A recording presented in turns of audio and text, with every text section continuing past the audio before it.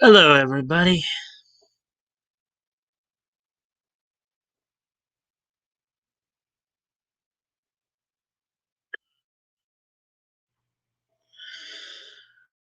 All right. So, how is everybody doing tonight? Let's get to some of these first comments here. First, yes, you were. Poise, laugh out loud. We do have three people watching early on here. Always, guys, I do appreciate any and all likes and shares. Does help with the algorithm. Hopefully, we can get some more people in here. I'll be a bit quiet tonight, Mike. Okay. Well, I hope you're feeling better from last night there, ETC. I hope you're doing better, at least. Woody's here. Hi, Mike. Hi, ETC. I am fine. So, did you guys have anything interesting happen today? Um, during your during your day today?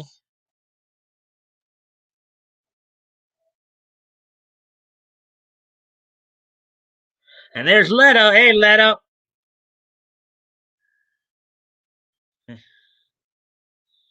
ETC. Hey, Woody.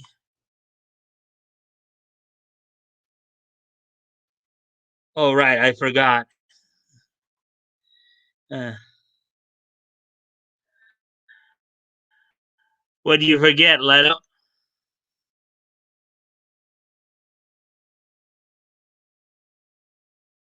Yeah, I saw you on Critical Blast earlier, by the way, over there in the chat.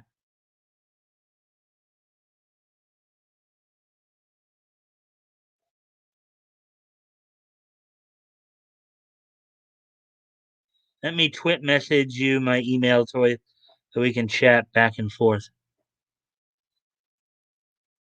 Yeah, little laugh out loud. Oh, looks like we have four people in here, so we might actually get started pretty much right away. I'm actually surprised Batgoat though hasn't shown up yet. Let's see.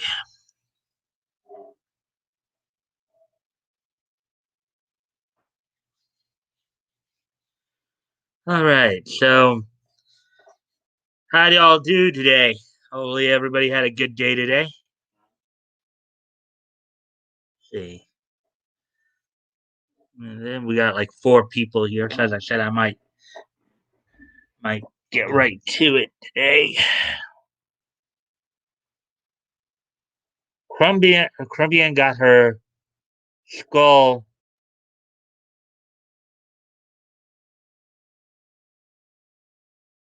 Crumbian got her skull and planner and funny cash couch.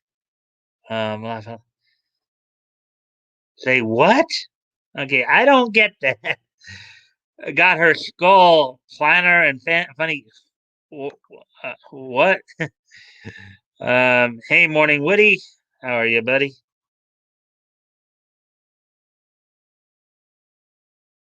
Goat may not have survived the bachelor party. Uh, Feeling a bit stiff, Leto. Skull is a third printer plant holder. Okay. I bet Bat Goat knocked up one of the party girls. Oh, God, guys. You guys are just too funny.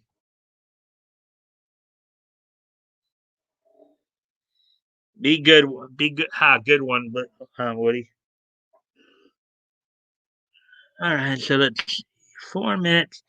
All right, so yeah, I'll at least kind of go over. So tonight I'll have seven stories. Um, three from Bounding in Comics, four from CBR. The four that from CBR all anime related. The three from Bounding in the Comics are actually television slash comics related, including the Disney CEO is apparently taking credit for the quote unquote success of well, let me see. Let me actually let me see here. Hey, oh, he takes credit for making the Avengers household names. That's what he did. Marvel Studios executive vice president claims that people are losing money on the table for not representing. In other words, if you don't embrace, she's basically saying that if you don't embrace diversity, then you're leaving money on the table. And Spawn creator Todd McFarlane is developing a salmon Twitch series for TV. So those are the bounding into content. Among the anime stories include a couple of Netflix stories, one revolving around the live action Hakusho um, show. See, Evangelion has made some news. That's, as I said, 7 stories tonight, so we'll probably be getting into those quite a bit.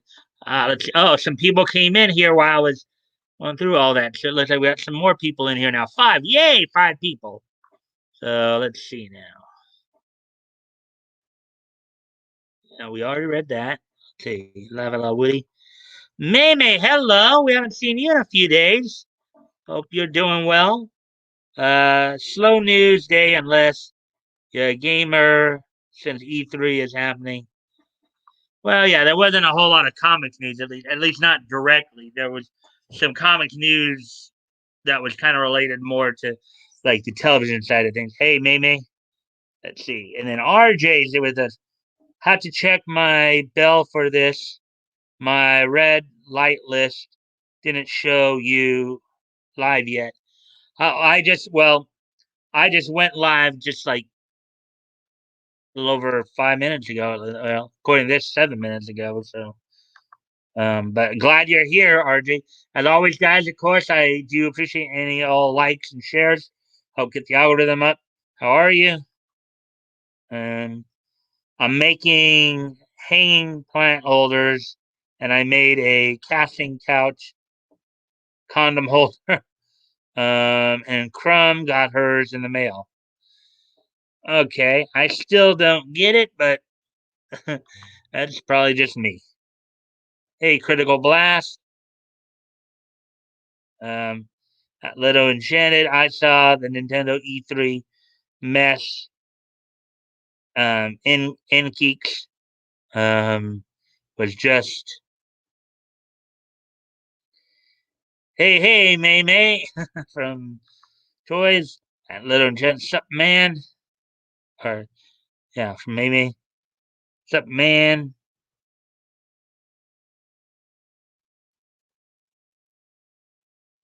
Woody Minute. Sup? Um, Saw the Bandai Namco was a disaster. Laugh out loud. Um, hey RJ, let's see. Not much, Mimi. Yeah, let's see now. Yes, the Bandai one. Maybe. Nintendo killed it though. Video killed the radio star. Video killed the radio star. See, at the action towards from May. My new story I'm doing will take off. Question mark here. Let's see. Really missing solid Redfield gaming streams. I haven't seen them on a whole lot lately. Um,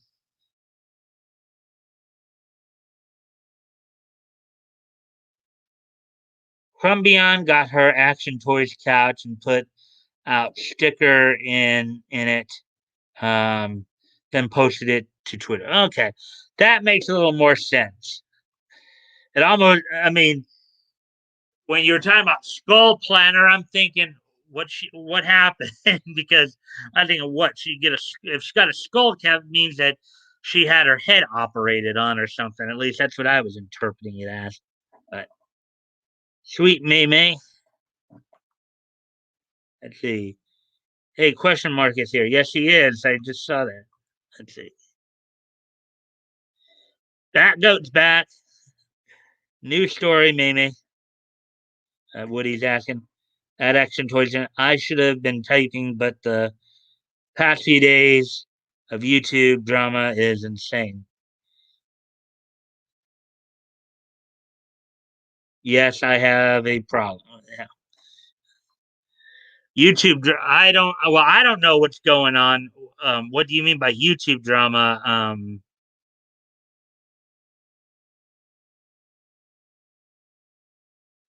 I don't know what you're talking about. Um, let's see. Gentlemen, welcome to Italy, Sergeant Hulk. It is alive, Private Winner. Hey, Batgoat. Hope I hope your weekend went well. I hope your son's wedding went well. We missed you last night. I thought you were going to be on last night, but we're glad to see you're back. I hope everything went well. Hey, Batgoat. Hey, Goat. Um, how about I think Mike needs a picture. Hey, Batgoat. Oh, a bad story. Um, I thought I was following May May. I can't find your channel on my subs. Hey, let up, May May Woody. Toys. Well, I know we got more than the counter is reading 4 here. Well, the YouTube counter is reading 3, but I think we got more than 4 people in here.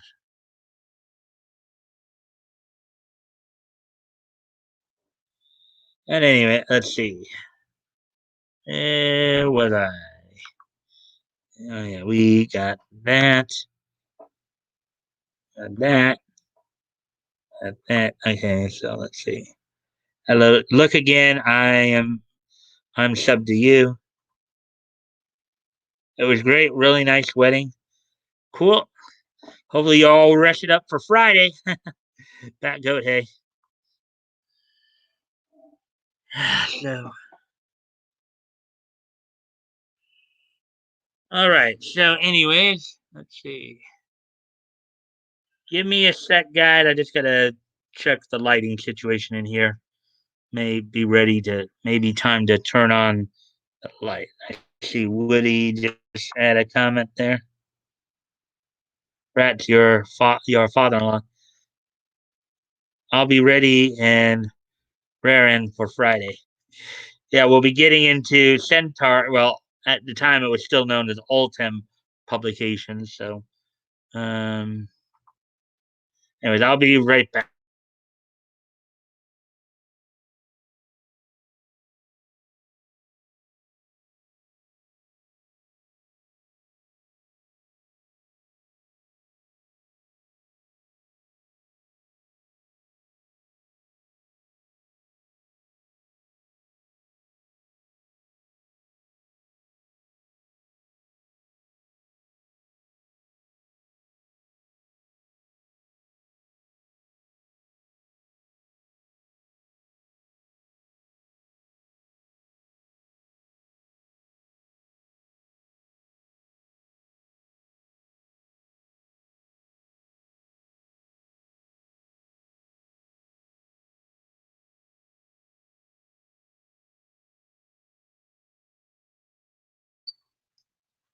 All right, I'm back now. Just had to, it's kind of tricky now that we're in June, of course.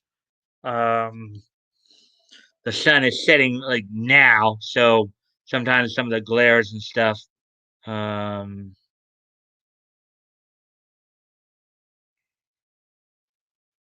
right, let's see. Kay found it. Laugh out loud. No slam Bradley for a while, I guess. Well, no, it's still in a couple. Probably the first week of July, the second, we'll probably be back there.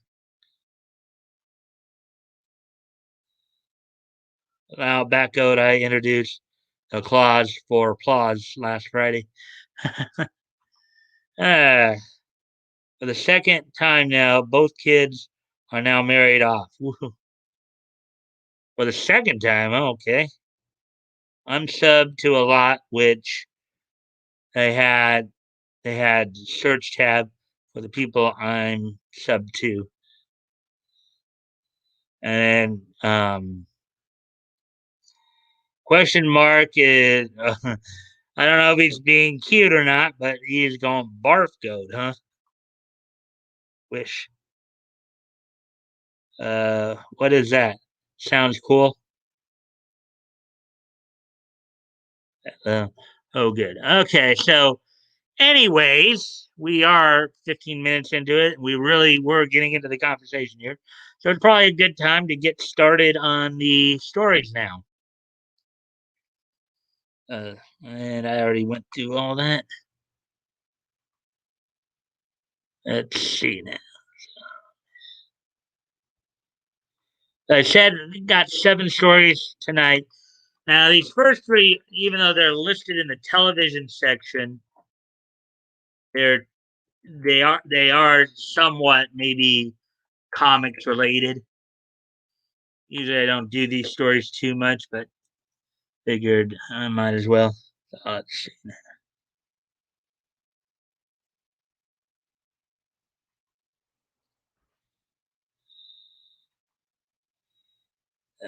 Oh, good. I watched last Friday's show back. Oh, we're up to 6 people. Yay, 6 people watching. Good.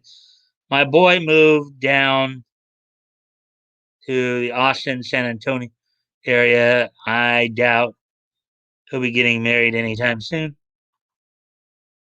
Yes. Um, Black Ariel. All right. So, anyways, let's get to these stories then. All right. So the first one we're gonna look at here comes basically from the comic book, television, movie section here. First, the 7 stories we got tonight. 3 from Founding in the Comics, 4 from CBR. The 4 from CBR all anime related. These ones are more television, but television slash comic book related. So here we go. Disney CEO Bob Chapek takes credit for making the Avengers household names. Written by John F. Trent, published earlier today. Disney CEO Bob Chapek recently claimed that Disney made the Avengers household names. Maybe. That's possible. I mean, he's talking about with the movies and stuff.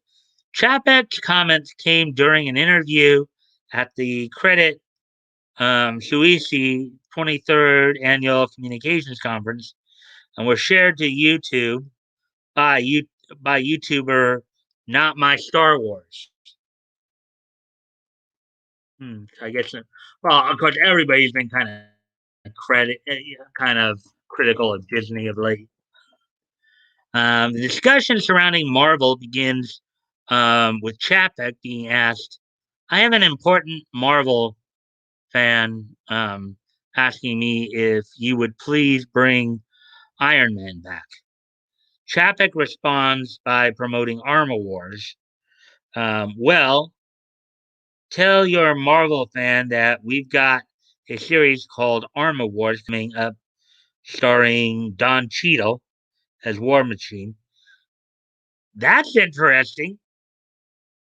I remember Don Cheadle from his work on Picket Fences. They got him being War Machine. Huh? That's kind of interesting because, at least from what I see, I thought War Machine was a little bit bulkier than Cheadle is. I thought James Rhodes, who was voiced by James Avery in the 90s cartoon, by the way, I thought he was a bit bulkier than Cheadle is. But that's me.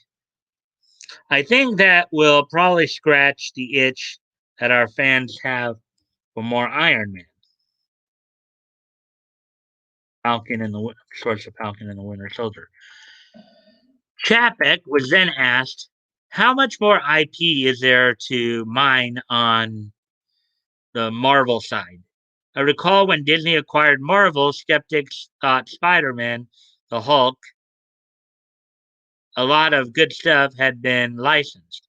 Obviously, you created massive new franchises in Guardians and Black Panther, and you got Shang-Chi and the Eternals coming. You've got new series coming to Disney Plus. What are your creative teams the most excited about? Chapek replied, well, I've always learned not to underestimate our creative teams, particularly our Marvel creative teams. We've got 8,000 characters that we have to mine, and you say, well, 8,000 characters, who knows what these 8,000 characters are? That might be a slight over exaggeration. I wouldn't believe, I can't believe they'd have 8,000 characters, but that might be a slight over exaggeration.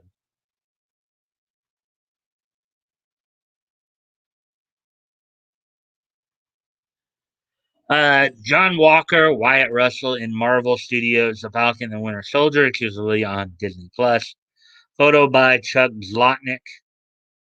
Copyright Marvel Studios 2021. All rights reserved. Um, Chapek then claimed that Disney made the Avengers, who debuted in Marvel Comics back in 1963, household names. Maybe, I don't know about that. He stated, remember that all of our Avengers, for example, our Avengers characters, when we made the acquisition, weren't exactly household names. Um, that's not entirely. Captain America was fairly well known. Hulk is fairly well known.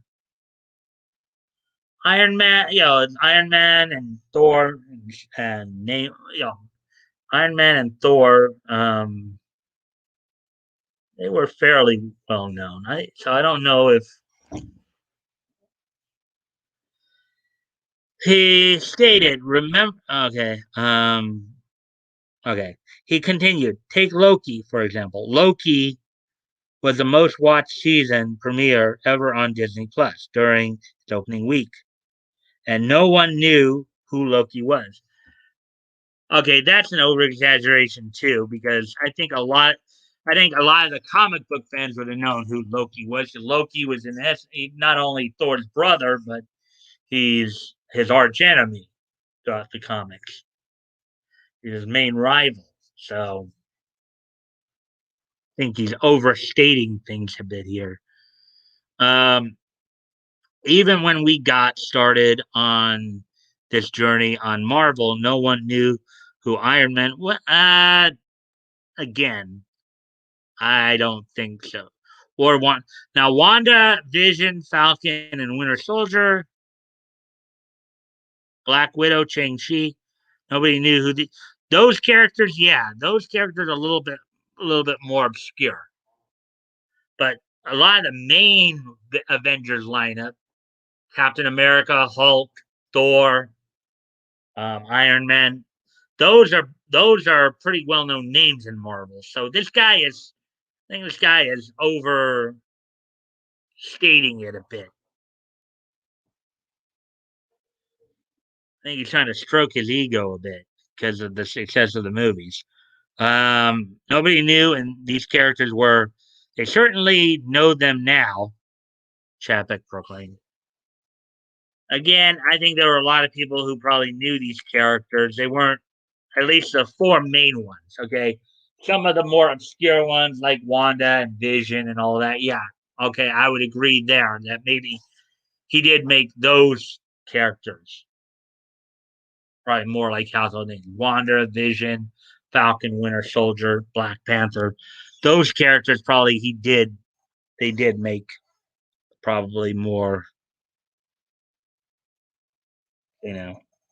No, Disney, you didn't make those titles household names. They were household names before you bought them, which is why they bought them. Yeah, good point there, Mamie. Yeah, thumbs down to down. You know, what's that saying? A lot of people like to say, press F to doubt. Really, really BS art.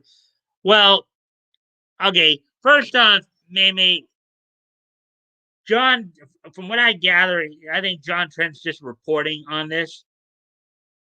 Okay, I think even John is going to call out this guy's BS. Okay, he typically does because bounding in the comics, they don't play that SJW crap. They're not. Let's see, me too, Bat Goat. But I'd rather stay indoors. He's self-filleting himself. Yeah, I would. Yeah, I would say so. Um, Jeremiah says hello. Mike Walters and Bat Goat and Leto. Hey, Jeremiah, glad you're here. Um, does everyone forget Avengers West Side? Hey, Jeremiah, hope you have a great day. Hope you had a great day. Um, hey, Jeremiah. I mean, it's kind of late because it's already past 10 o'clock. He's up pretty late there, ATC? X'd out. Okay, that's what it was. X'd out. F for RIP. Okay. Thank you for the correction there, Backo. Press X to doubt, Mike. Yep. This is just an article of an interview. Hmm. At least American chats, we chat on the right hand side of the road. Yeah. Jeremiah and I hope you have a great day too, Leto. No school day. Summer break, isn't it? So, anyways, back to the article then. Let's see, where are we now? Disney did not acquire Marvel until 2009. The first Iron Man film that featured the end credit scene hinting at the Avengers debuted in 2008. And it was distributed um, by Paramount Pictures. In fact, Iron Man 2, which premiered in 2010, was also distributed by Paramount Pictures. All of the Marvel Cinematic Universe Phase 1 films, aside from The Incredible Hulk and The Avengers, were distributed by Paramount Pictures. That includes Thor and Captain America, the first of them. So basically, even before Disney got the rights to them, it was Paramount that had the rights to the Marvel Universe. The Avengers was the first film distributed by Disney, and Incredible Hulk was distributed by Universal Home Entertainment. Even if you look at the Marvel Cinematic Universe, it was not Disney who made the characters household names, it was Marvel and Paramount Pictures. So he's even calling him out for that. He's even calling him out for that. But here's the Avengers: Thor, Ant-Man, Hulk, Iron Man. Earth's mightiest superheroes. Uh, Iron Man in his gold armor there, instead of his traditional red and gold armor. Got Loki there. You got Thor. From Avengers #1 from back in 1963. The characters have also been around for decades. As noted above, the first Avengers book debuted in 1963. Loki first appeared in Venus #6 back in 1949. 1949. The Golden Age version of the character would arrive in Journey into Mystery #85 back in 1962. On top of that, the character has been around for centuries and was worshipped as a god by the Vikings. Yes, you got to remember Thor's whole part of it is based on Norse mythology. Thor, Loki, Odin, that's all based on Norse mythology. So um, Disney can't take credit for that. Iron Man first appeared in Tales of Suspense number 39 in 1963. Journey, and here's the Journey in the Mystery one. Never before was the mighty Thor face um, has the mighty Thor faced a foe as dangerous as Loki, the god of mischief. I challenge you to a match. Your powers against mine, Thor. Trying to do the Loki voice from the 1967 Marvel superheroes cartoon. Um, it is Loki, my sworn enemy. He has found me at last. So no, Disney. So no, Disney did not make the Avengers characters household names, as Chapek claims. Anybody who's anywhere familiar with Marvel knows that.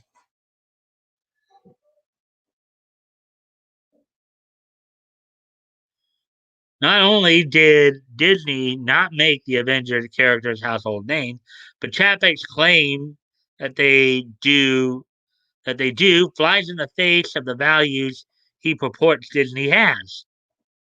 You will recall just a few short months ago when Chapek was asked about the firing of Gina Carano from The Mandalorian, he laid out what Disney's values are.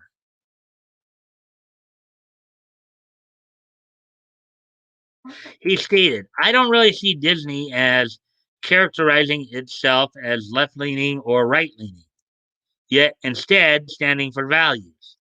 Values that are universal, values of respect, values of decency, values of integrity, which by making this claim he shows he has none, and values of inclusion.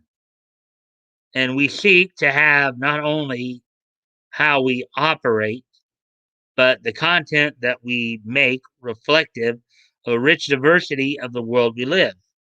And I think that's a world we all should live in harmony and peace, he continued.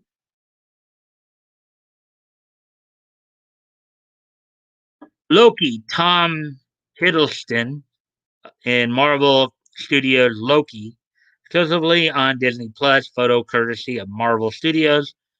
Copyright Marvel Studios 2021, all rights reserved.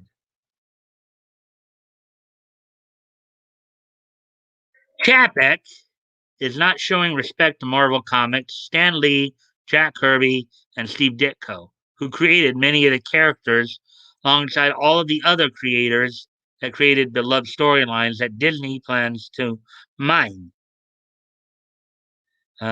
He's definitely not showing any integrity, as clearly Disney did not make the characters household names. It's a flat out lie. Well, to quote Megatron from the 80s Transformers, or to paraphrase Megatron, he's either lying or he's stupid. Uh, he's either lying or he's stupid. So, yeah. Iron Man 3 was the biggest one out of it. I have to make a video for tomorrow. I forgot. I have to make about 34 videos from the last 2 years. Laugh out loud. Just kidding. I got nothing to say. Laugh out loud, back goat. I'm packing Leto's win. Loki should sound like Big Gay Al from South Park. Super thanks for asking.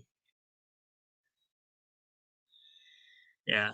No, as I said, Batgoat, I was trying to do the voice that was used for his appearance in the Marvel superheroes cartoon of 1967. So, or 60, actually 66, because it was Spider Man. Um, of course, what I'm talking about is the Marvel superheroes comic that came out from Grant Way Lawrence Animation. They also came out a year late. So Marvel superheroes came out in '66, and then the Spider-Man series that probably most of us here know of, came out in '67. That's the one that had the classic Spider-Man thinks Spider-Man does whatever a spider can. So, anyways, back to the article here. Um, and as far as inclusion, he's not showing that either, given he's excluding everyone outside of Disney who worked to create the beloved Marvel characters and storylines that Disney is now mining.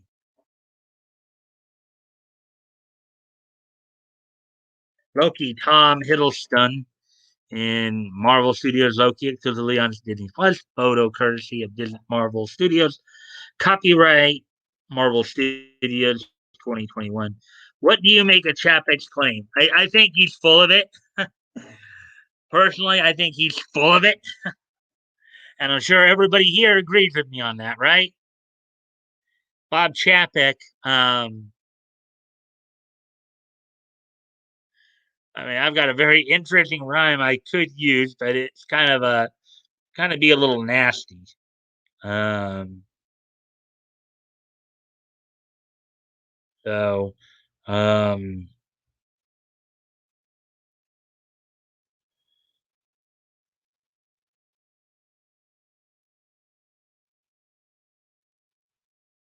let's see. Let's see what you guys are saying here since I last. Haha, Big Gay Al is great though. That's how I just heard something about him coming out for June brainwashing month. Yeah, I heard that too. I guess there was a story that one of the little side stories they were planning is having Loki acknowledge that he's gay or something like that in the new TV series. No, I actually think he's right. Just kidding.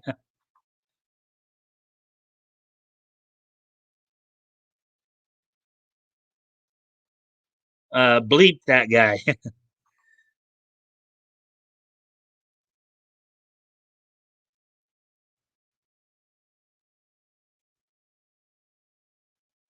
He's the main guy at Disney. Disney equals evil. Well, if you like that genius, you're gonna like this next lovely woman. You have a feeling?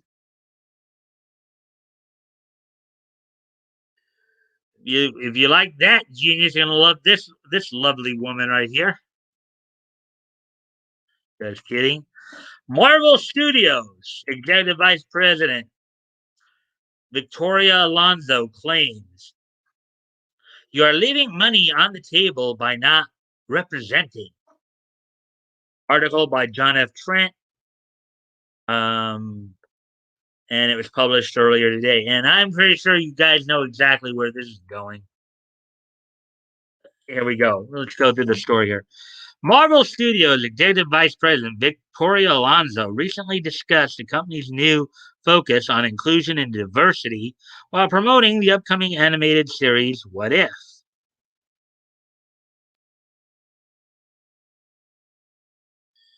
Oh boy.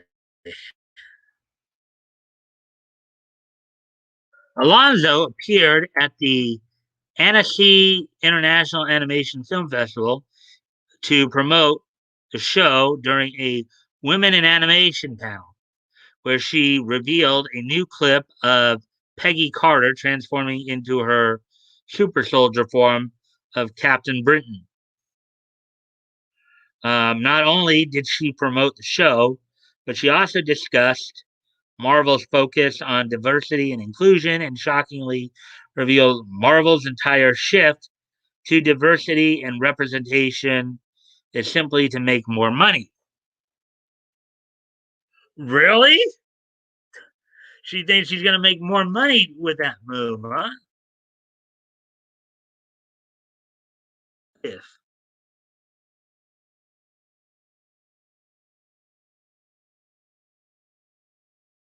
As reported by Deadline, she claimed diversity, inclusion, and gender parity all go hand in hand with showing the world as it is. There's about 6,000 characters in the Marvel library, and we have access to.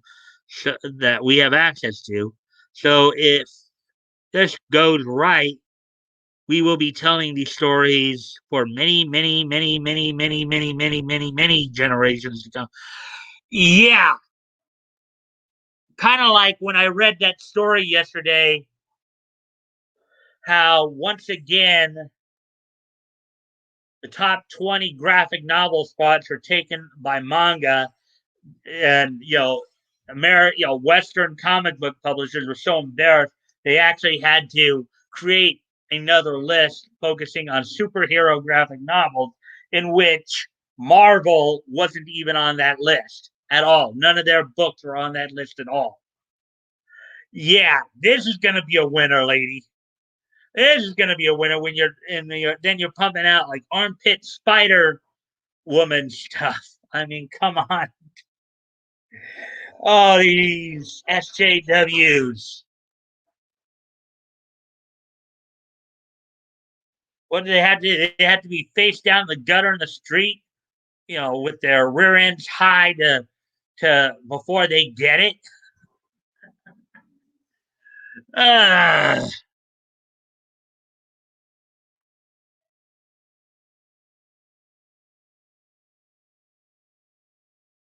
Anyway, we got all that. Doug Tenaple nuked off U-Boob again. Well, I just saw that he had some videos up earlier. Oof, that's a RBF if I've ever seen one. Whatever RBF means, I'm not sure what that means. Need to comment on her Twitter to represent D's nuts. Okay. Laugh out loud, Leto. What Woody was? What Woody was he broadcasting from his art YouTube account, or did he had his other channel? And it got nuked again. Well, he's had his other channel back, his regular channel where he's doing political. He'd had his political channel back for a while there, Leto.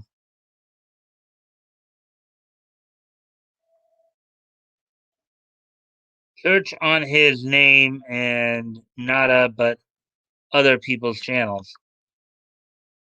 I'll have to check that a little later to confirm that. Let's see. So, anyways, back to the article here. Let's see.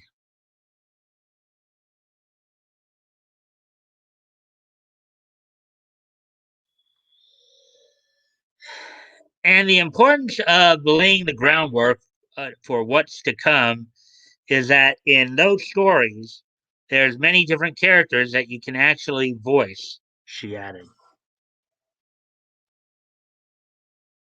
Okay. What if?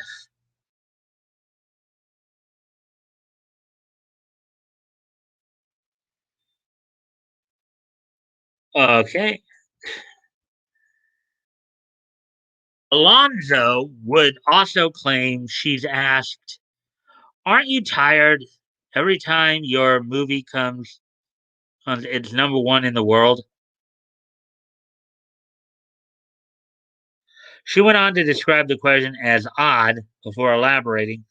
The reason we have that success consistently is because our audience is global. Well, not of late, because like I know Demon Slayer, Kimetsu no Yaiba, Mugen Train. I think most recent Evangelion movie. I think they were kicking your butts there a couple months back. So um,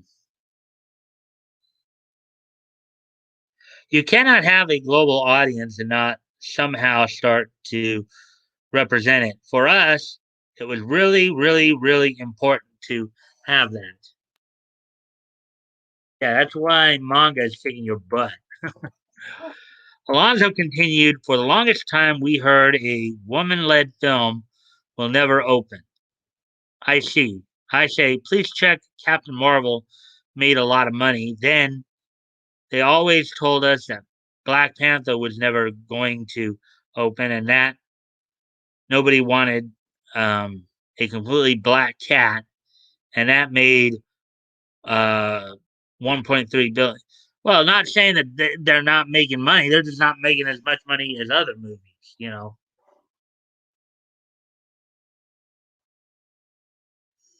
Right. So you can look at it from a social point of view, the cultural point of view. But truthfully, this is a business. From a fiscal point of view, you are leaving money on the table by not representing shooting. I don't think that's completely true. I think it depends on how you represent too. If you sit there and whine about or try to push a social agenda, SJW agenda, that's not going to sell as much as you think it will.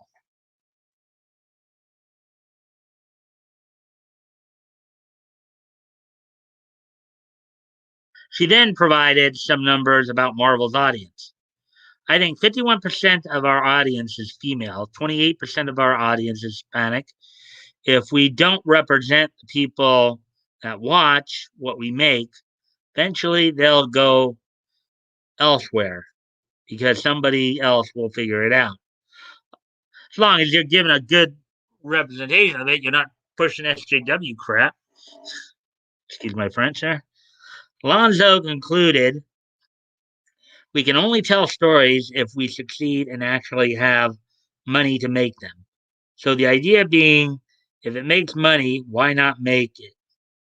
To me, it seemed like a very simple question, but it took a lot of time, a lot of talking.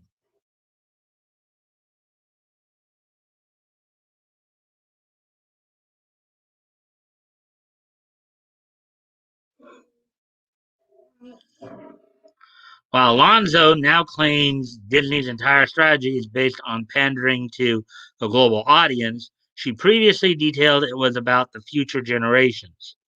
In a Reddit AMA back in 2019, she said, the best part of working for Marvel Studios is 100% all of it. But most importantly, to be able to show new generations the characters that represent them in each and every way has given me great pride.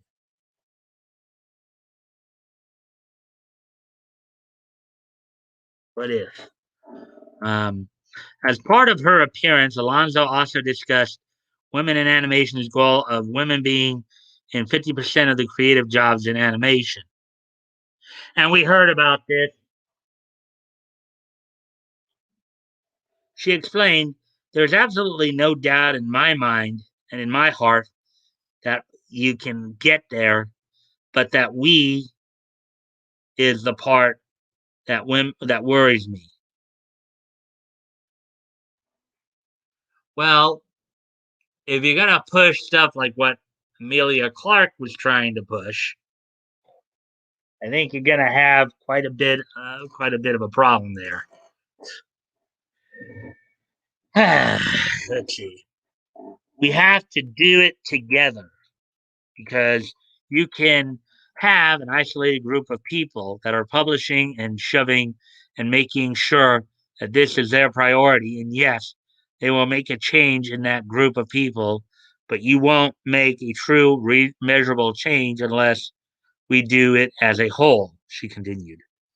She went on, my hope is that in every room, in every conversation, in every meeting, in every moment of consideration for others, that people actually take the time to think and say, is this a balanced story? Or is this a one person point of view story? Lonzo added, it's okay to have one point of view clearly, but what's important is that if your lead is of a certain type, that doesn't mean that everyone around is the same.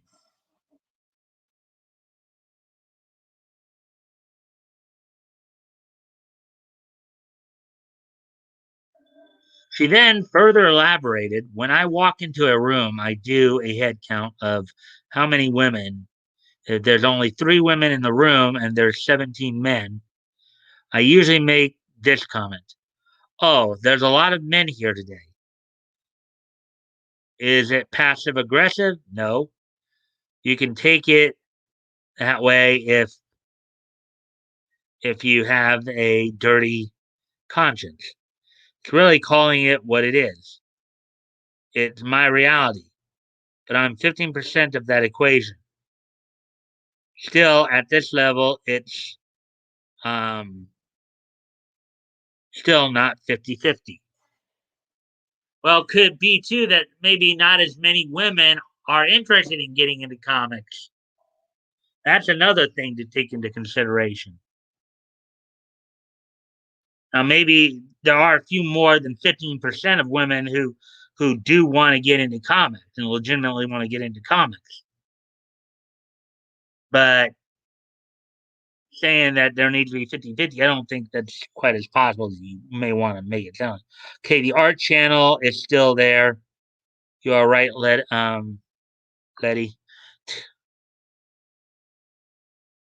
They will telling they will telling these stories for many, many, many, many, many, many nanoseconds to come. Ah, right, Batgoat. They are broken records of incompetence.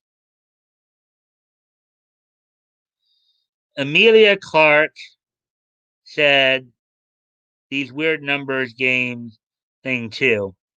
Something is coming. Well, this women of animation group, they've been out for a while. Okay. They've been around for a while. They've been trying to like I think their goal is actually to push men out of comics altogether, just have all women and pushing all like hyper feminist stuff, where you're gonna see more armpit hair Wonder Womans or armpit hair Spider Womans rather. So I mean, so um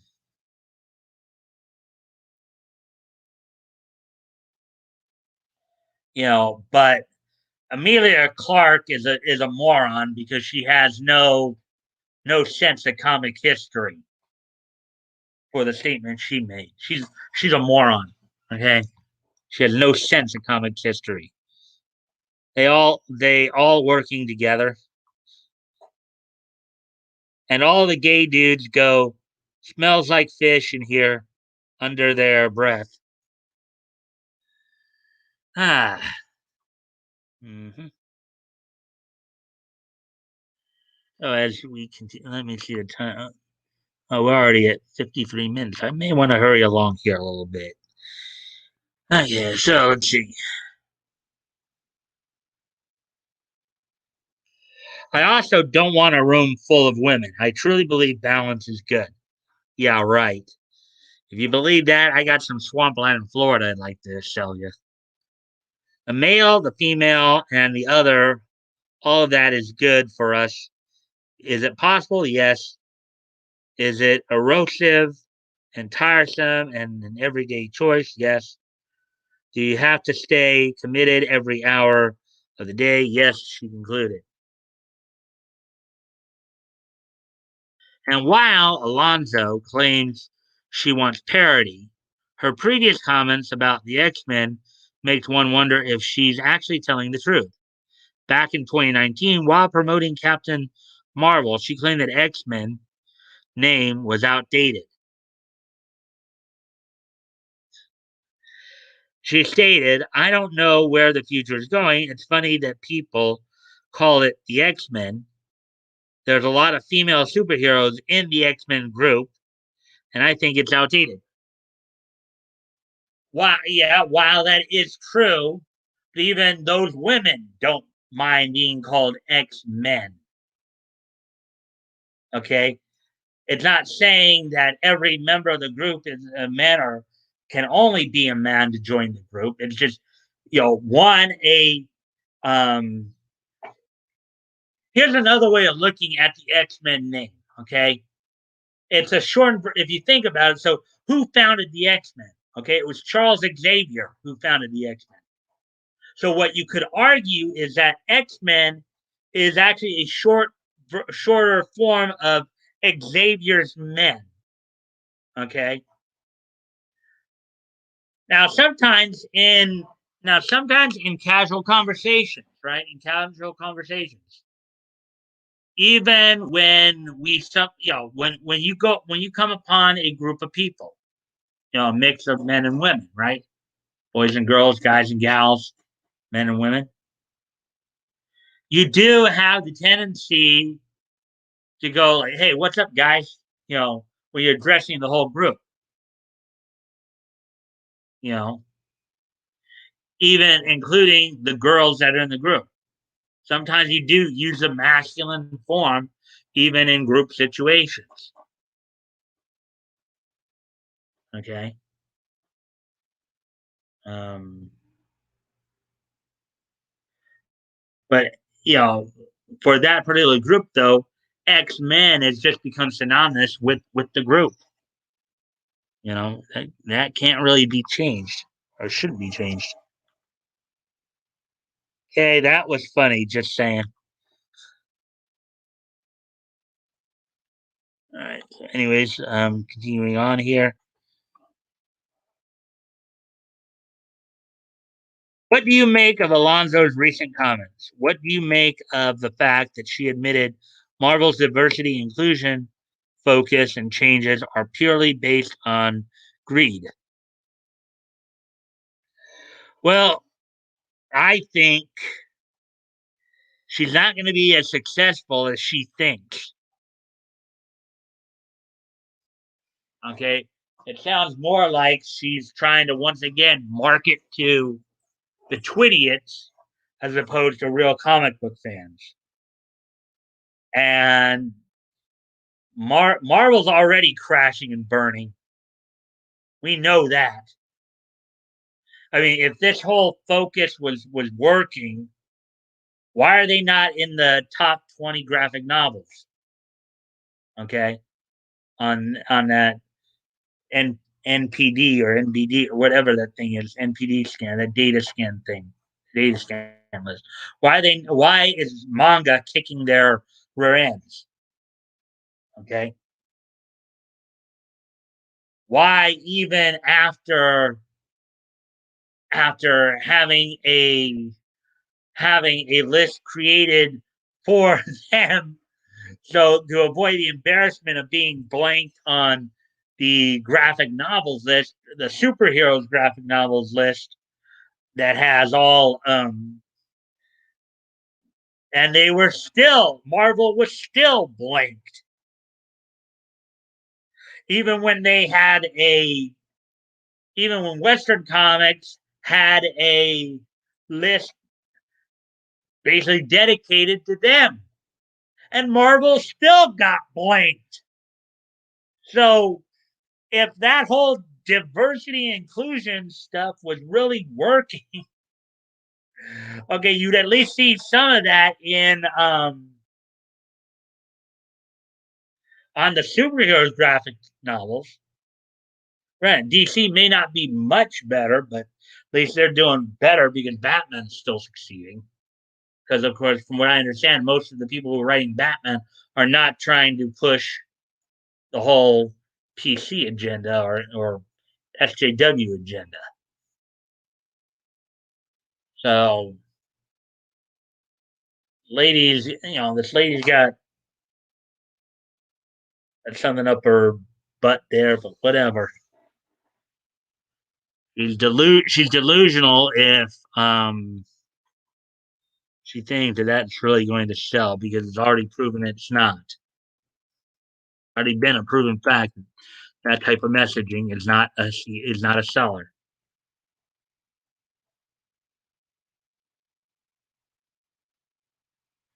Yeah, okay. Yeah,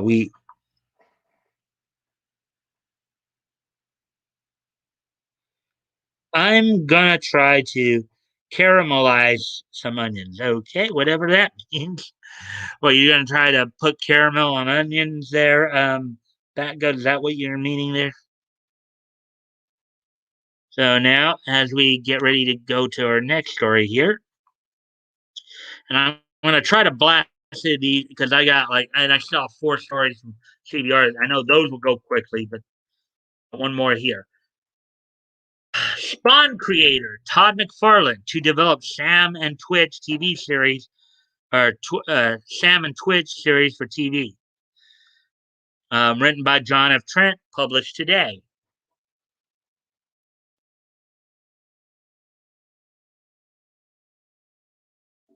Spawn creator Todd McFarlane announced he will be developing a Sam and Twitch TV series. Now, granted, I'm not exactly. I guess that's a comic he does. I guess I had never heard of it myself, but McFarlane will be developing the drama series with Whip, the studio um, behind HBO's Mayor of Easttown. So here's some Spawn #1 right here. Not only will McFarlane be working with Whip, um, but the show will be adapted and executive produced by Jason Smilovic and Todd Katzberg, the creators and showrunners of Epic's Condor. Smilovic also wrote Lucky Number 11 and War Dogs. He also created Kidnapped and has writing credits on Bionic Woman. Aside from Condor, Katzberg's other listed credit is an assistant to producer on Kidnapped.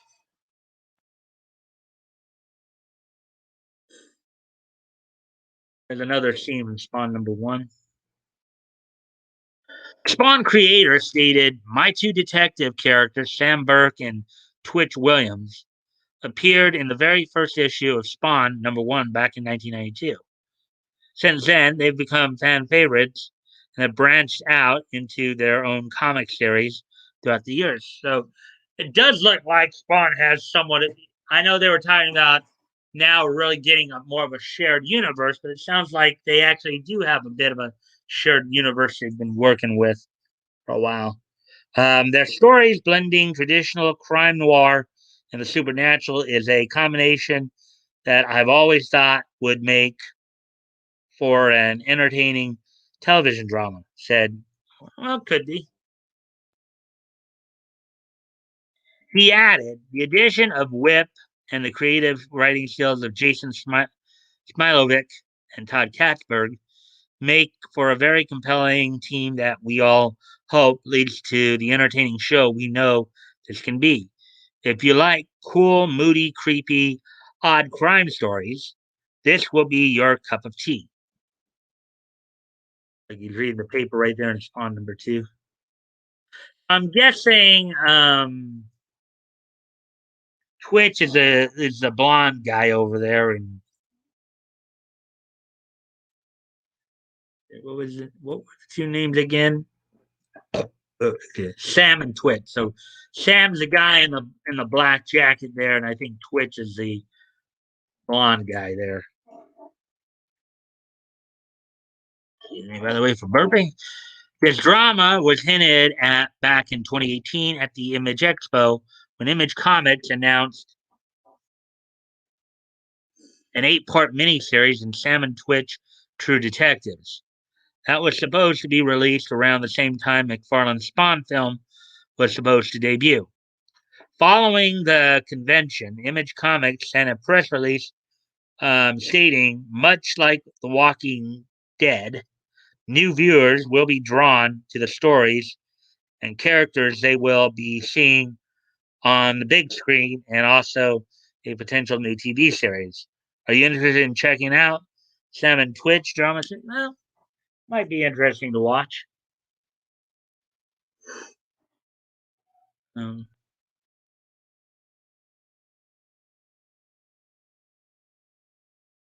oh, with that being said, let's see. A few more comments coming in here. No laugh out loud. I'm going to make a panini. So I grill up onions or caramelize them like they do at burger joints. I'll fail though, not to worry. Um, Salmon Twitch from Spawn. That's apparently what it is. There, action.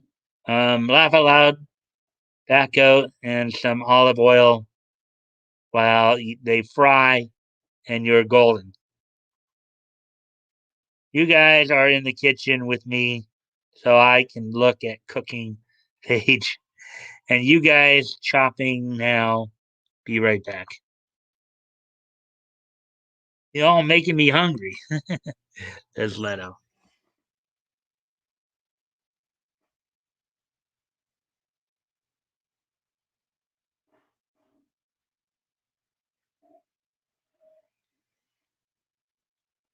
Let's see.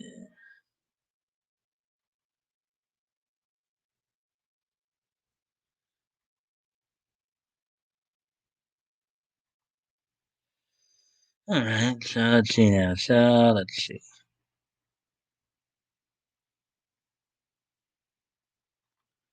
So as I said, we got four stories over at CBR to look at as well. Just got through with the running in the comic stuff. Let's go over here to CBR and take a look at some of the stories I picked out for tonight from here. And of course, they're all anime related stories. Now, here's the first one, in fact. Kaiju number 8 celebrates 3 million copies sold with new illustration. Written by Dylan Cecil, published 13 hours ago. Shonen Jump Plus editor Nakaji Seijiro shares a new illustration from Kaiju number 8's creator in honor of the series selling 3 million copies. Look at that. Once again, manga is kicking butt. 3 million copies. That's pretty impressive. Kaiju number 8, Shonen Jump's latest hit series, celebrated a sales milestone with the release of a breathtaking illustration. The manga series recently surpassed 3 million copies printed and sold. According to Crunchyroll, Nakaji Seijiro, the deputy editor of Shonen Jump Plus, revealed the accomplishment in a tweet, noting that the sales figure included both physical and digital sales for the series. First 3 volumes. Seijiro's tweet also featured an illustration by series creator Naoya Matsumoto, which shows the prodigy kaiju slayer Kikoru wielding his battle axe in an empty city.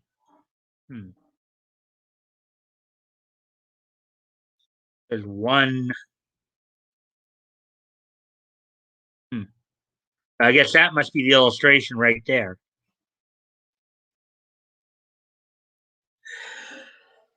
Nothing says cool like a girl with a battle axe about to rip to shreds a demon. Now that's female empowerment for you right there. Just a girl with an axe, and I believe that's a girl because it looks like a girl to me. Um, About to rip that demon to shreds with that axe. And there's a tweet in Japanese. Matsumoto and Seijiro thanked fans for their support of the new series and revealed more exciting news, while Volume 3 just came out on June 4th, which was, of course, uh, 11 days ago, about a week and a half ago. Kaiju number 8's fourth volume has been scheduled for release on September 3rd. Kaiju number 8 debuted on Shonen Jump Plus in um, July 2020, quickly joining Spy Family as one of the online magazine's most popular manga series. The series received over 30 million views in its first month, and its fan base has only grown since then.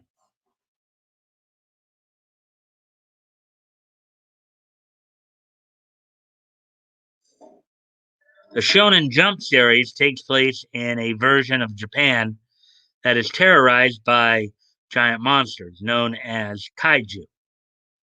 Kafka Hibino um, always dreamed of defending his home by joining the kaiju hunting Japanese Defense Force. But he has reportedly failed the entrance exam. His life has completely changed. Oh, yeah, I read you guys this before, the part about what this comic or what this manga is about.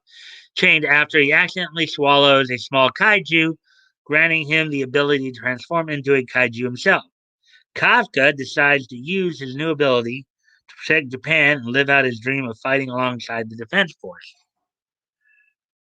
Wow, so that's like, so he can turn into the very monster they're hunting to help them defeat the other monsters. Kind of sounds similar to Attack on Titan, don't you think? And that's the end of that story. Usually these stories go pretty quickly most of the time.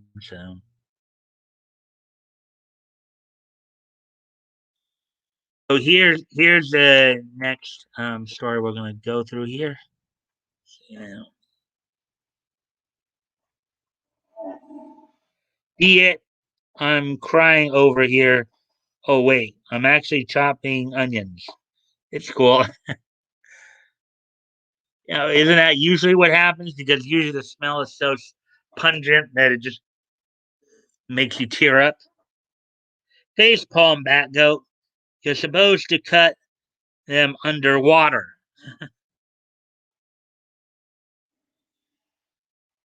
Haha.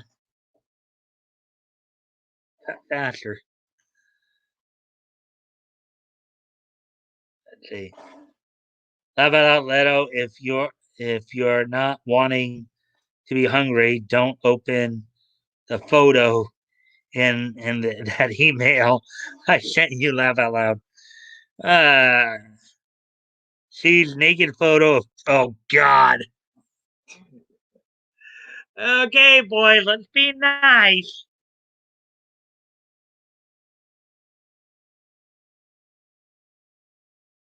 Let's be nice, boys. And now the counter saying that only one person is watching. I'll back up to two on YouTube, but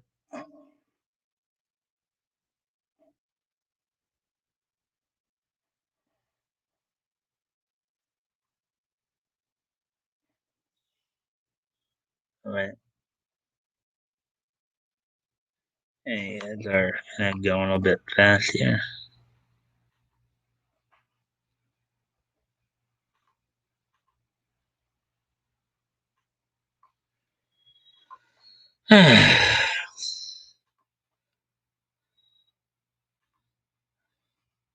That's a joke. Got the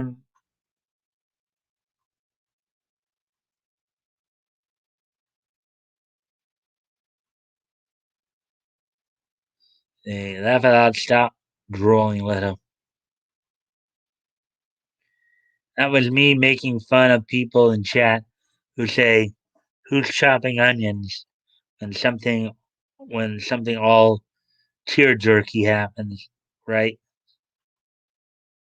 Haha. Laugh out loud. Okay. So, anyways, back to the article here. Netflix's Super Crooks anime, helmed by Carolyn Tuesday, director, by Michael Lacerna, published 11 hours ago. Mark Miller, Mark Millar, and Lanil Francis Hughes' 2012 comic Super Crooks is getting a Netflix anime adaptation from the director of Carolyn Tuesday. Now, from what I understand, Carolyn Tuesday is a more recent anime. I think it's based on like a musical duet. So, Mark Millar and Lenil Francis Yu's superpowered heist comic Super Crooks. Kind of reminds me a little bit of Adult Swim's Super Jail. Is getting an animated adaptation courtesy of Netflix and a team of anime industry veterans. Netflix originally announced that it was planning to adapt Super Crooks into a series in 2019. However, details about the production were scant until Variety released new information about the team creating the series. The new anime series will be helmed by director Motonobu Ori, best known for his work on Beck Mongolian Chop Squad. And so that's going to be interesting artwork there.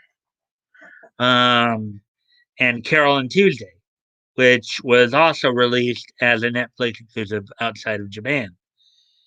Takafumi Hitami, who also worked with Ori on Carol and Tuesday, will provide character designs for the series, and Dai Sato, um, who previously wrote screenplays for Eureka 7, Cowboy Bebop, and Lupin the Third, a woman called Fujiko Mine.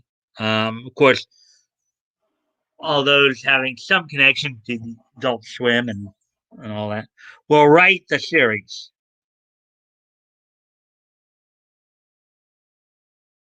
A spin-off of Jupiter's Legacy, Super Crooks was originally published by Marvel as a four-issue miniseries in 2012, created by Civil War and Kick-Ass writer um, Mark Millar and artist Lenil Francis Yu. The series tells the story of Johnny Bolt, a superpowered criminal with electric abilities who is released from prison following a heist gone wrong. Johnny immediately gets pulled into another dangerous heist by his mentor, the Heat, an aging supervillain who needs to quickly pay off a mob debt. The two put together a team which includes a superhero that sent Johnny to prison and attempt to steal millions of dollars, the world's most successful and brutal supervillain. This almost sounds like a superhero version or a super powered version of Ocean's 11. It almost sounds like Ocean's 11 just with super powered people involved. No premiere date for Super Crooks has been announced at this time. The live action Jupiter's Legacy series and Ori and Hitani's previous anime, Carol and Tuesday, are both available for streaming exclusively on Netflix. So there you go. So I'm guessing this Super Crook sounds like a super powered version of Ocean's 11.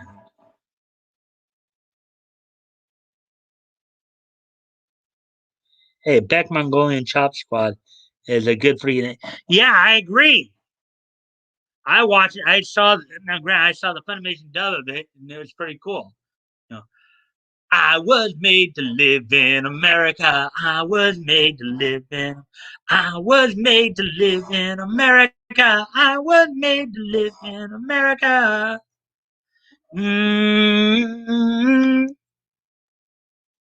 this might be really good. I hate Super Jail. It was the beginning of Cal Arts. All this poo animation we have in this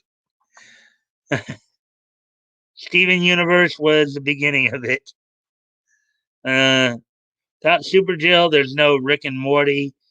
Um, is what I'm posting. Mike gets it.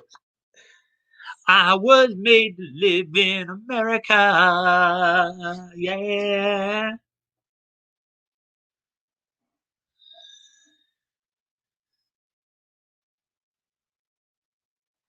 Anyways, on to let's see. First off, let me see where we're at on time here. Hour 19. So I think we'll be able to get through the rest of it because the CBR stories usually go quicker. So the next story here, we're gonna report net. Okay, so there's one I was looking a little bit more forward to. Report: Netflix's Yu Yu Hakusho live action series has begun filming in Japan.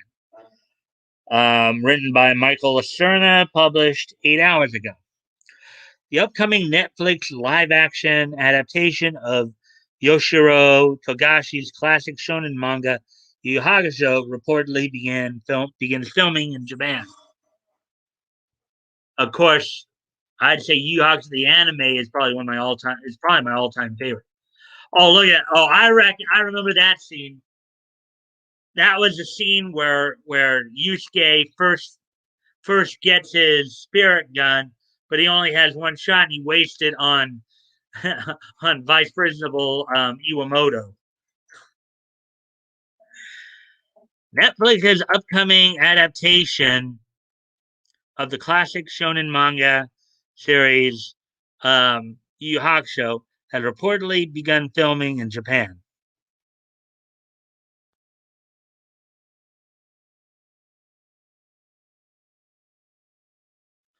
As translated by Twitter user Your Anime Guy, a Japanese fan of the series tweeted that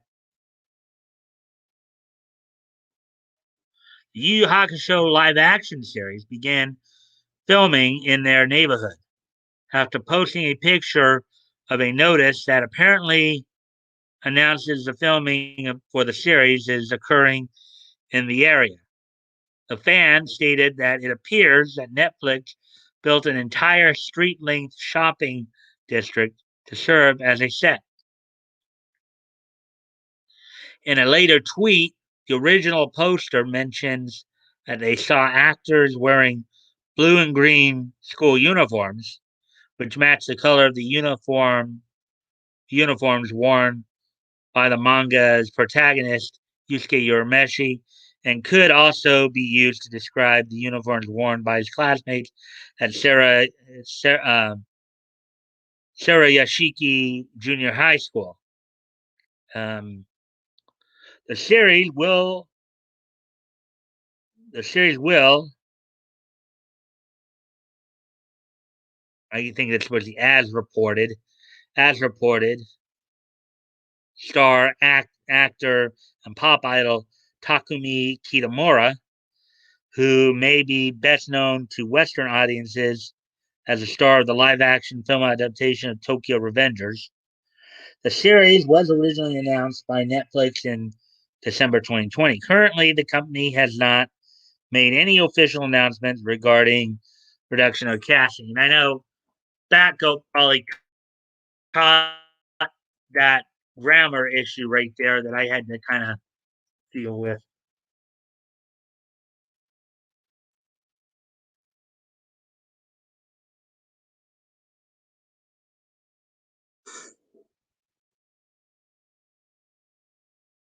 Yu Hakusho tells the story of, getting another word in there, of Yusuke Urameshi, a 14-year-old delinquent who spends his days ditching school and getting into fights.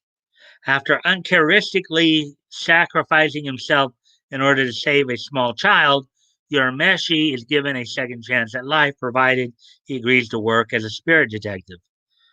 Guided by the Reaper spirit Botan,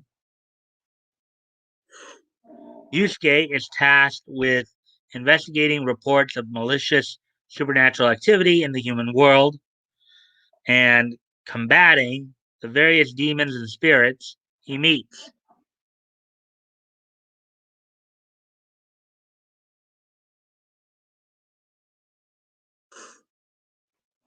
The original manga series by Yoshiro Togashi was originally published in Shonen Jump from 1990 to 1994 and is often credited alongside Akira Toriyama's Dragon Ball as one of the most influential shonen series of the era.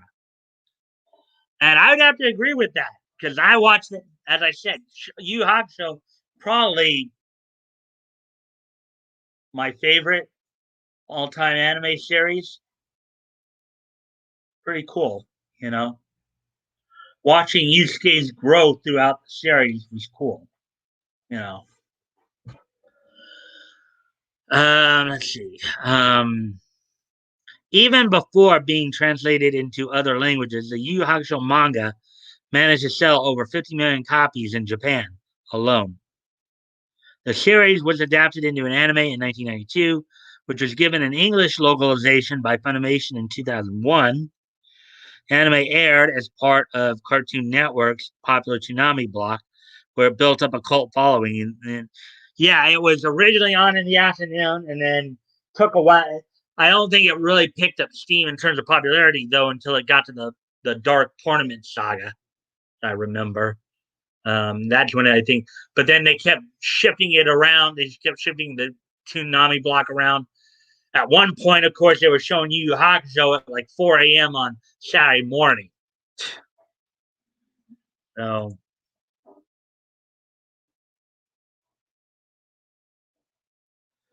let's see now.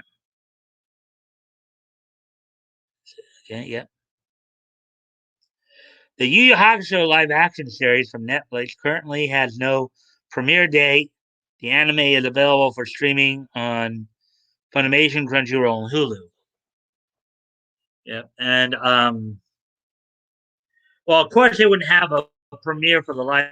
From what from what they're saying here, the live action series just started production, so it's going to probably be a while before they actually have a premiere date for it.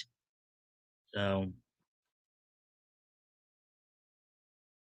so I think we got up to yeah, we got up to six. So we got one more story, one more main story to go through here. There we go. That one right there. Okay, where are we at? 1 hour and 27. So we're making good time then, at least. Let's see what you guys have been saying here. Meme is it's a must go. I guess I should go back up a little bit because apparently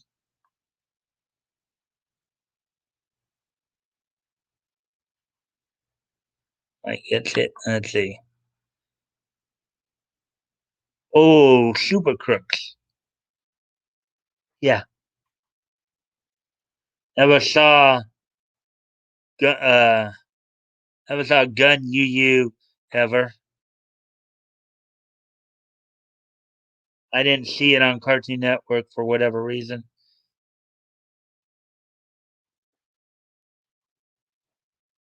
Amy, it's a must see, and I would agree with Leto on it. Uh, so I've heard. Yeah, man got isekai'd by Truck Coon.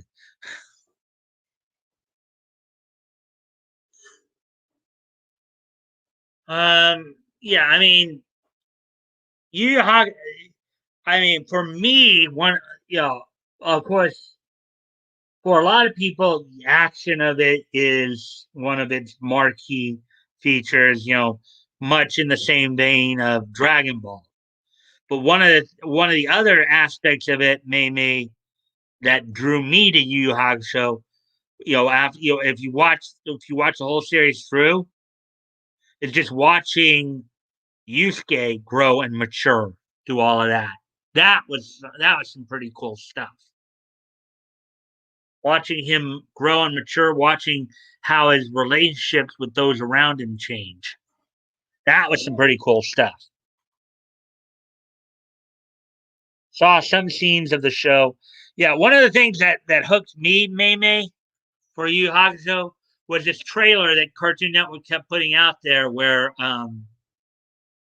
they kept showing like one of the first scenes he was involved with, and they go, "Yeah, this story is about this kid named Yusuke Urameshi. The only problem is he's dead." Uh, Meanwhile, hiatus. Same for me, Mike. Way better than Hunter x Hunter. Well, Hunter x Hunter was pretty good too. There were elements of Hunter. I liked Hunter x Hunter as well, but You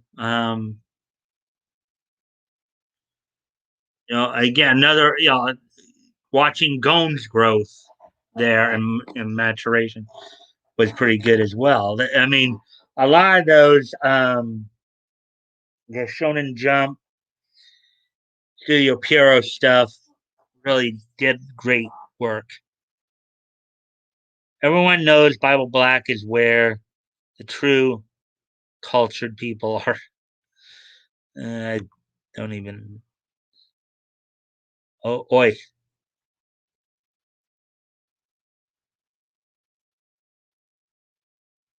ATC, I still got scarred from it. I remember that. Laugh out loud.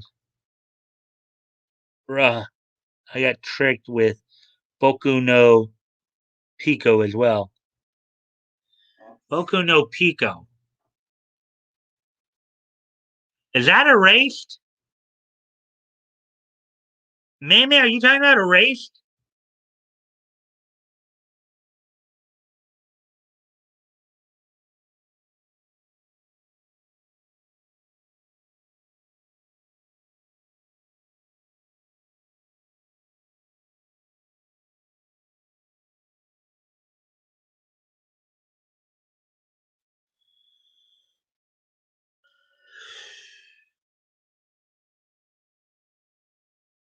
Ah.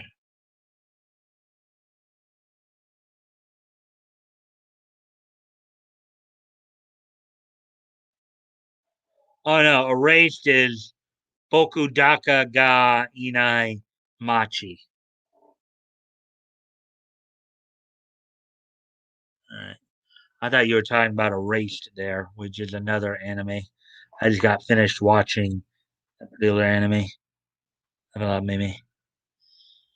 All right. Well, anyways, getting to this article now, the last main article of the night. Evangelion finale experiences box office surge after animation revisions. Written by Michael Lacerna, published 6 hours ago. A promotional booklet and some newly revised animation prompt a surge in ticket sales for the final Evangelion movie. Again, doesn't surprise me. Franchise a very popular franchise. Evangelion 3.0 plus 1.0, Thrice Upon a Time, is set to end its Japanese theatrical run on a high note, as the announcement of a free bonus booklet and some newly revised animation were enough to prompt a surge in ticket sales.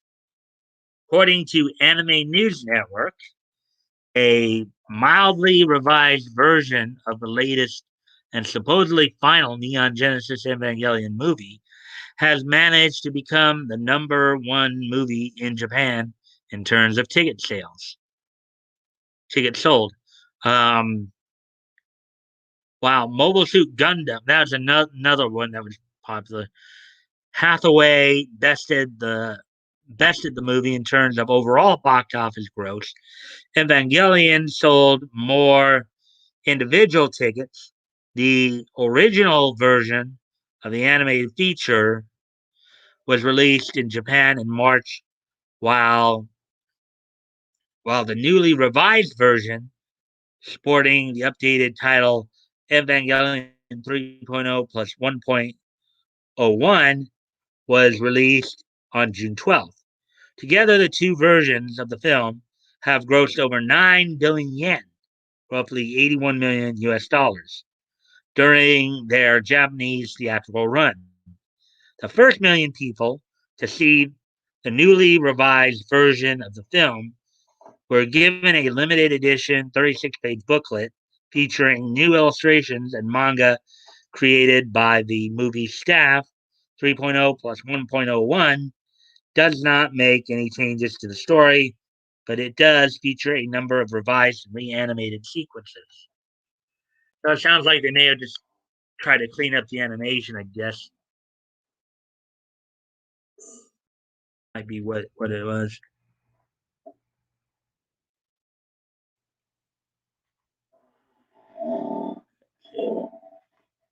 Yeah. We kind of saw that. Lava La Me. Not really tricked, but was somewhere along the lines of worst anime in history and still fell for the trap.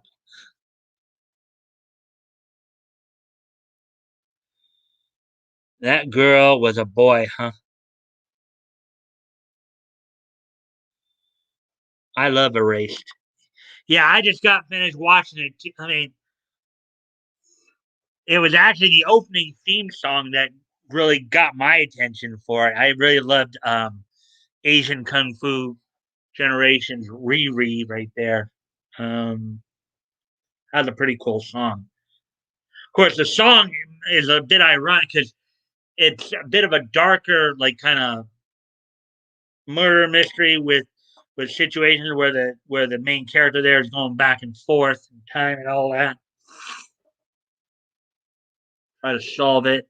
So it's kind of a darker, slower thing, but yet they have kind of a fast paced song to open it up with. So it's kind of interesting in that.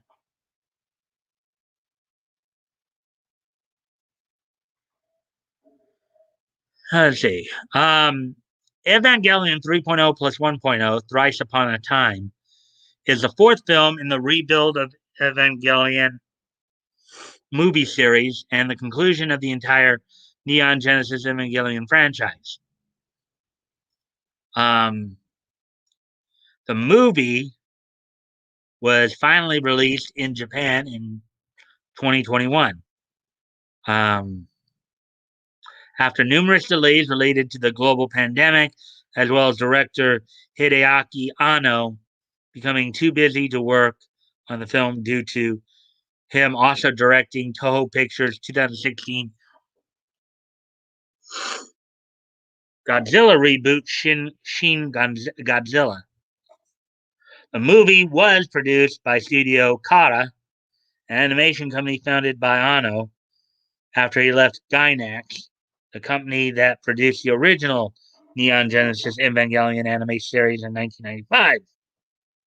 And of course, I know we all remember the classic opening to that series, Cruel Angel's Thesis. That was quite a quite a title there. Neon Genesis Evangelion is widely regarded as one of the most influential anime series of the 1990s. It tells the story of Shinji Ikari, the reluctant pilot of Evangelion Unit 01, an immensely powerful and monstrous looking weapon that serves as humanity's last line of defense against the angels, an enigmatic species of aliens who seemingly want to destroy all life on Earth. The series received rave reviews upon its release in 1995 for its complex storytelling, psychological themes, and often avant garde presentation. Yes, it was quite a surreal series, including that episode, especially I think it was what episode 22 was the one where it's almost like the whole episode was dedicated to being inside Shinji's head, and inside his head he's got all these people talking to him from his life.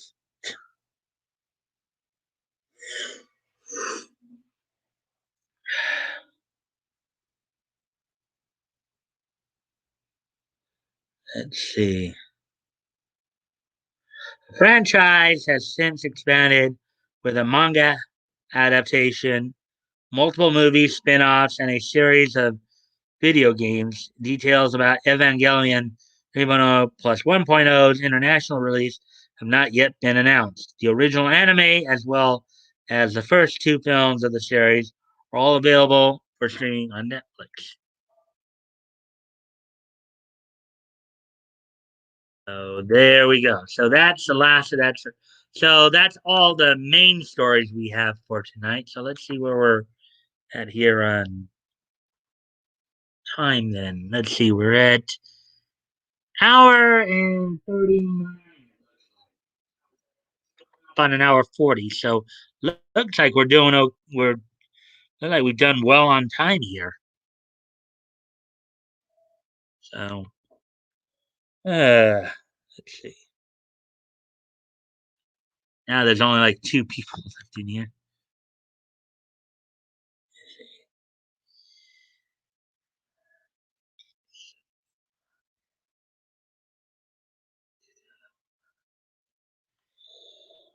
All right, guys. Well, let's see. Let me check something here. Maybe getting close.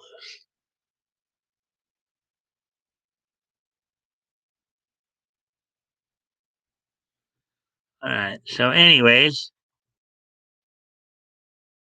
let's see now. So, let's see. By the way, I'm trying to get my vacation sorted out so I can have the day off to attend Anime Matsuri. Oh, that'll be cool. I'm here still grilling on medium heat, so it don't burn. How about loud? Sweet. All right, guys. Well, we're at hour 41. Um, got through all the main stories, so I guess it'd be a good time to start winding down a bit. Are you guys ready for this day in Nietzsche history?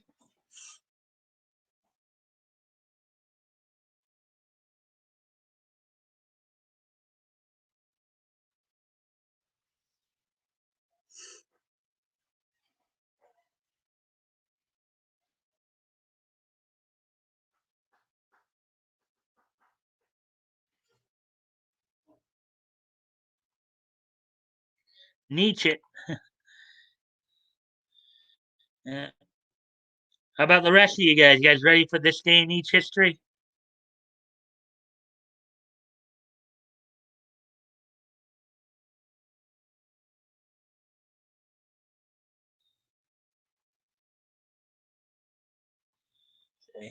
Yeah, I'm hoping it all goes as planned. Onions, I mean history. Yes, Nietzsche it up, great Nietzsche King. Okay. So without any further ado, today is Tuesday, June 15th. So let's take a look back. By the way, today is Tuesday, June 15th, 2021. So let's take a look back at this day in Nietzsche history and before. uh, Yes, historical events. Okay. So with all that being said, let's take a look back at this day in Nietzsche history. And first off, we're going to go back 70 years ago today. As on this date, 70 years ago today, the 195th issue of Famous Funnies from Eastern Color went on sale on this date um, in 19, So yes, we just recently read issue 40. This particular book actually had a grand total of 218 issues. This issue is 195 right here, and it came out on this date in 1951, 70 years ago. By this point, of course, it was still 10 cents, 48 pages, and it ran bi-monthly. It was a bi-monthly book, meaning it came out every other month. So on this date in 1951, 70 years ago today, Famous Funnies number 195 went on sale from Eastern Color. I guess known then as Famous Funnies Publications. Uh,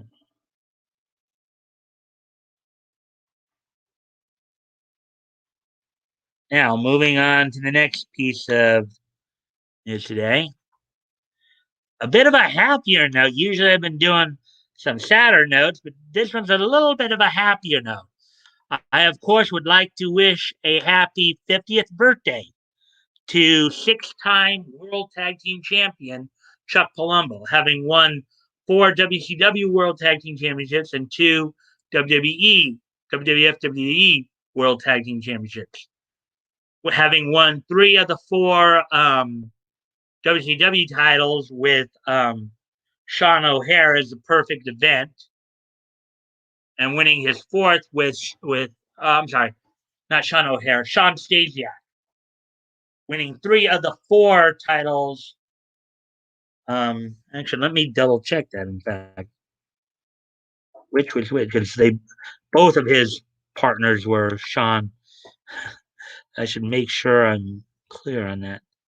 Oh, it was Sean Stasiak. Yeah, Sean Stasiak. Okay, so having won four of having won four of his six world titles in WCW, three of those four was Sean Stasiak as one half of the perfect event, and then winning his fourth was shot with the late Sean O'Hare as a natural born thrillers. Um, and then of course going on, um, he got after WCW was sold to the WWF, WWE. He of course was eventually paired up with Billy Gunn, winning the WWE title, WWF, WWE World Tag Team titles twice. You guys, I don't know if you remember the angle, but it was the whole Billy and Chuck angle. Rico as their manager, if you get what I mean, if you remember that.